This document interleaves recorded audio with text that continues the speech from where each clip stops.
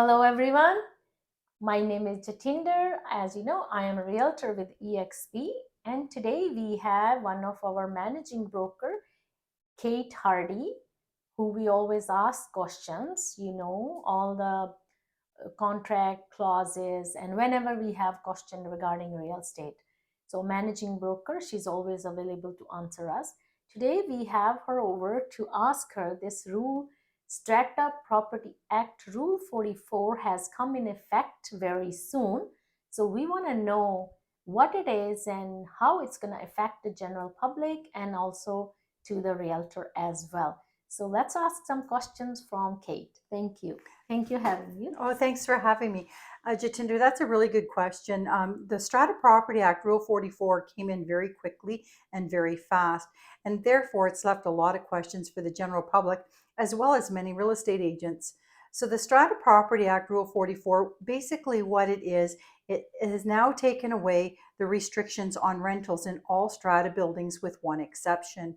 Any building that has a 55 plus are able to keep their age restriction for 55 plus. Oh. However, they can rent them as long as the individual renting that property or individuals is 55 years of age or older. So anybody that's currently there, they of course are already 55, and any residents moving into those buildings must be 55. However, all other age restriction buildings, regardless of what it says within the strata itself, are no longer in force. The one thing that there's a really big conception of that we get asked quite often is, what about co-ops, or what about, say, mobile homes?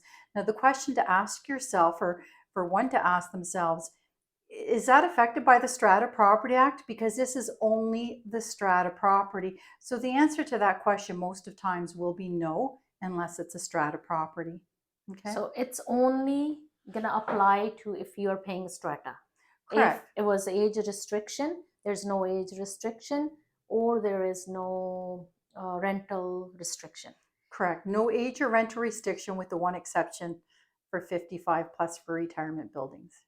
So as we know, there's so many buildings, it's only 55 plus. Correct. So they will stay as it is. Correct. To clarify. Correct. The one benefit of this, though, Jatinder, is it is opening up a lot of properties to be rented. So for instance, one of the last statistics I saw, there was approximately 3,000 residents that were not able to be rented because of rental restrictions in stratas within the Lower Mainland. And so now it's going to, more specifically within Vancouver, and so it's now going to open those units up now to be rented. So it's opening up units available to the housing market. So for us, myself, I had experience previously where I was going to sell a unit. It had a rental restriction and Right. age restriction. It was very hard to sell. Eventually, client just kept it. So now for us agent, it's a benefit of asking them if they're interested now again to sell them. And also the person who's been looking only can afford the condo, and that's a beneficial as well for them. Yeah, so anybody that chooses to live in a condo, regardless now, it is going to open up now that market for them. So whether they're buying or they're selling, it's going to open up the market to many different individuals that were restricted from buying or selling within those particular buildings. So it is a huge benefit here in BC to open to the housing market. Great. It's good to know, and I hope this will help all of us, and general public will know what this rule has been already affected. And if you're interested in selling or want to know more about it, you can give us a call or read Rule 44.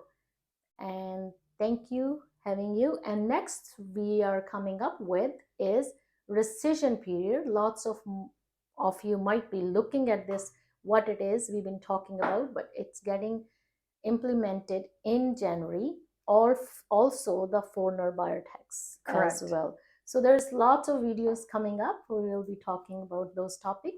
And thank you again, Kate. And it was great information. It was my pleasure.